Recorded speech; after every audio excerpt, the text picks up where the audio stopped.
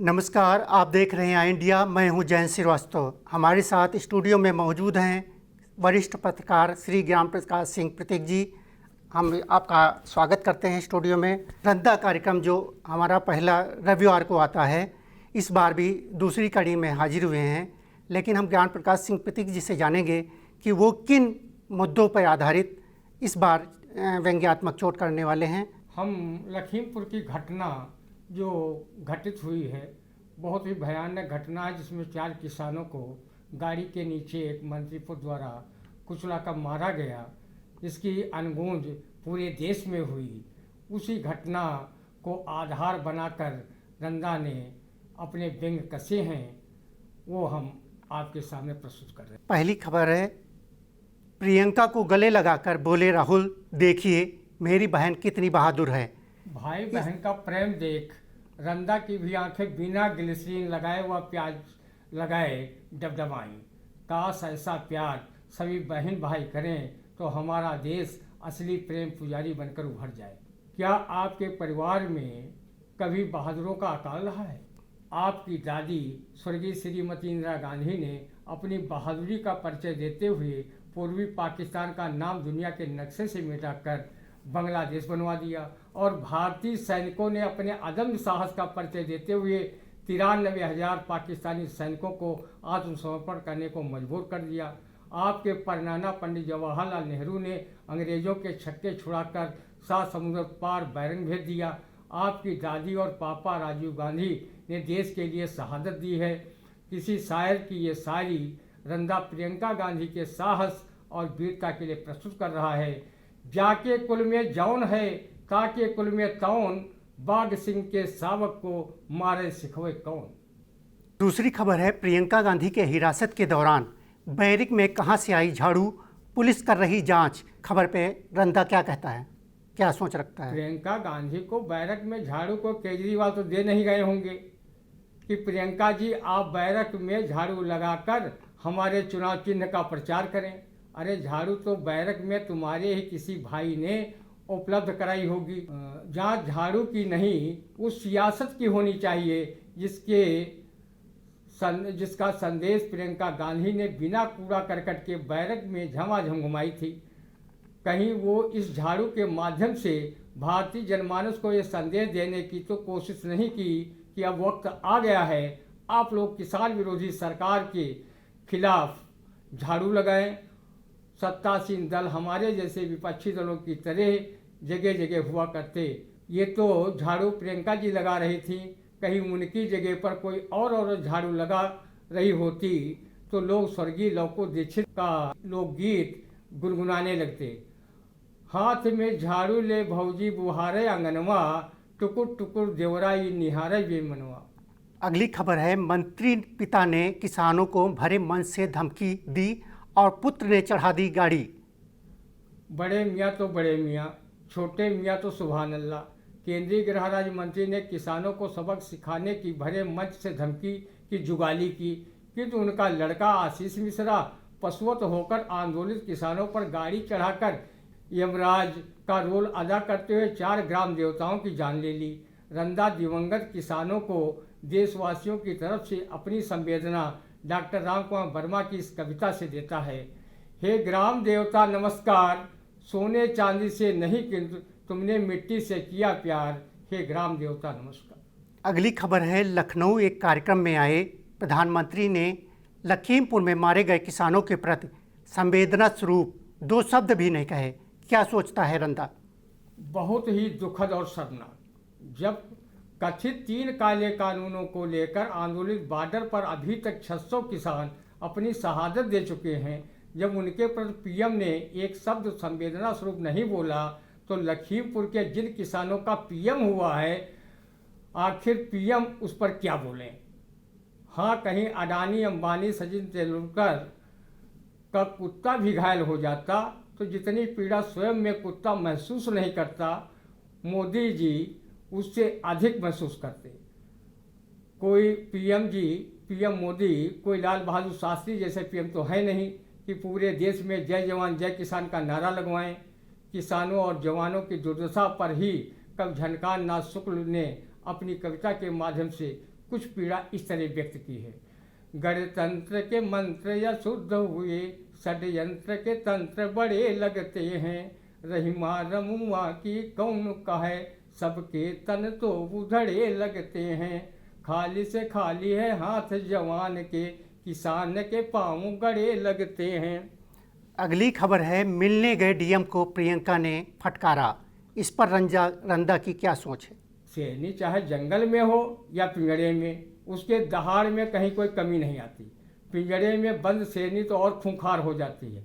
ऐसे में कहो उसने जोर से दहाड़ ही लगाई, झपट्टा नहीं मारा, नहीं तो सम्मुख जाने वाली की तकदीर और तस्वीर दोनों बदल जाती। नेता चाहे पक्ष का हो या विपक्ष का, लोकतंत्र में वो प्रशासन तंत्र पर हमेशा हावी होने का प्रयास करता है। अगर सत्ता पक्ष में प्रियंका होती तो यही प्रशासनिक अधिकारी उनके आगे साष्टांग प्रणाम करते हुए नजर आते। हिरासत में लेने की बात तो उनके लिए गूलर के फूल की तरह होता।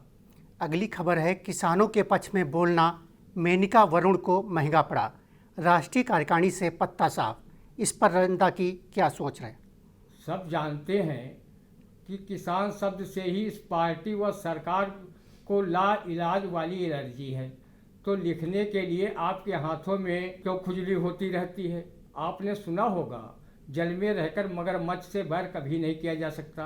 आप तो राष्ट्रीय कार्यकारिणी से गए ही, साथ में मम्मी को भी ले डूबे। भैया वरुण, जब भाजपाई तुम्हारे पर नाना नेहरू जी को पानी पी पी कर कोस रहे थे, उस समय तो चिट्ठी पत्री लिखना तो दूर, पार्टी के नेहरू विरोधी नेताओं की बलैया लेते घूम रहे थे। इसलिए किसानों के प्रति बड़ी मुहानी पितिया सास कंडा लेके पोछिन आस की कहावत को चरितार्थ करते हुए किसानों के प्रति संवेदना में 4 शब्द क्या लिख मारे कि कांग्रेस मुक्त भारत बनाने वाली भाजपा अपनी ही पार्टी को गांधी मुक्त बना बैठी। अगली खबर है, रोमी साहनी ने भी पकड़ी अजय टेनी की राह। किसानों को रहे धमका। इस पर रंदा क्या सोचता है? रंदा की सलाह है कि कबीर के इस दोहे पर जरूर अमल करें, जो उन्होंने अंतिम समय में कहा था, कबीरा जान मर्यो जन कोई, मगहर मरी सो गदाहे हुई। अरे रोमी जी, वो मौजूदा गृह राज्य मंत्री हैं, तो उनका जलवा जलाल होना स्वाभाविक है। प्रभुता पाह काहि मद नाही, तुलसीदास की ये चौपाई झूठी नहीं हो सकती। भले ही नेता चौपाइयों से भी बदतर कार्य करें। लोग कहते हैं कि मंत्री के आगे विधायक पिद्दी न पिद्दी का शोरवा होता है, इसलिए आप मंत्री की राह न चलें, क्योंकि उनका चुनाव 2024 में है। जिन अन्नदाताओं को आप धमका रहे हैं, चुनाव में उनकी वोट रूपी धमक से अर्श से फर्श पर गिरकर धूल चाटते नजर आएंगे। जब किसान प्राकृतिक आपदाओं से नहीं डरा तो आपकी धमकी व बदजुबानी को कभी गंभीरता से ही नहीं लेता। किसानों का बिल्कुल इस शेर की तरह कुछ नहीं बिगड़ेगा। मुद्दई लाख बुरा चाहे तो क्या होता है, वही होता है जो मंजूर खुदा होता है। समय बलवान होता है, इंतजार करें। तुम्हारे मंत्री जी का और उनके पद से लिखे पुत्र का कानून देर सवेर जरूर फालूदा बनाएगा। तब रंदा आपकी अकड़न के बारे में फिर रूबरू। अगली खबर है, साक्षी महाराज ने टिकैत को कहा डकैत। साक्षी महाराज के बारे में सब जानते हैं। उनके मुखार बिंदु में कोई रोग है। वो अनाप शनाप बयान न देना चाहें, फिर भी वो अनचाहे गर्व की तरह टपक ही जाते हैं। रंदा कभी उनके बयानों को गंभीरता से नहीं लेता। वो जानता है कि महाराज जी स्वयं में मिस्टर हाईलाइट हैं। वो मीडिया में बने रहने के लिए टपाटप अपना मुंह खोल बयान हाईलाइट होने के लिए देते रहते हैं। महाराज जी ने कभी भारतीय शिष्या वाले चर्चित प्रकरण पर कभी नहीं बोला होगा। जानते हैं विरोधी उनके बयान की लानत मलानत कर देंगे।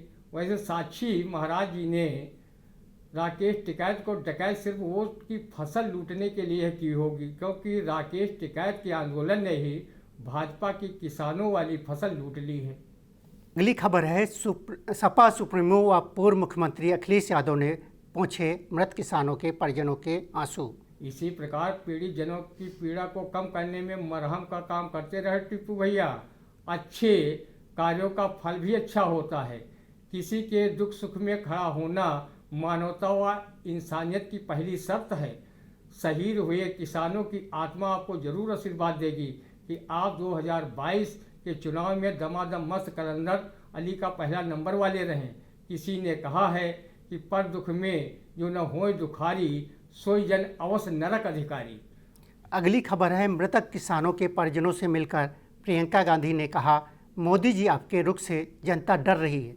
प्रियंका जी, रंदा भी जनता का प्रतीक रूप है। वो मोदी जी के रुख से कतई नहीं डरता, चाहे उसे करीब 1000 में गैस सिलेंडर लेना पड़े, चाहे उसे 220 रुपये कड़वा तेल, पेट्रोल डीजल के दाम आसमान के चाहे सभी ग्रह छू लें, खेती जानवर चट कर जाएं, ऑक्सीजन के बिना चाहे रंदा सरीखे कोरोना पीड़ित लोग पलायन कर जाएं, और चाहे सभी सरकारी विभाग सरकारी संपत्तियां निजीकरण की भेंट चढ़ जाएं, उसे तब तक कोई फर्क नहीं पड़ता जब तक उसके हाथ में 2022 व 2024 में ईवीएम का बटन हाथ नहीं आ जाता।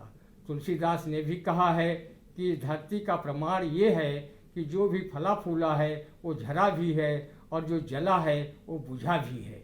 मोदी जी से जनता को डर शायद कम लग रहा हो, पर हर विपक्षी दल को ज़्यादा, कि कहीं मोदी और उनकी मोदाई सेना 2014, 2019 और 2017 की भांति देश व उत्तर प्रदेश के चुनाव में विपक्षी दलों का सुपड़ा अपनी हवाई घोषणा व लोक लुभावनी योजनाओं को सुनाकर न साफ कर। आपने देखा कि किस तरीके से प्रतीक जी ने व्यंग्यात्मक चोट की है विभिन्न मुद्दों पर। अगले अंक में हम फिर हाजिर होंगे, तब तक के लिए आप हमें विराम दीजिए।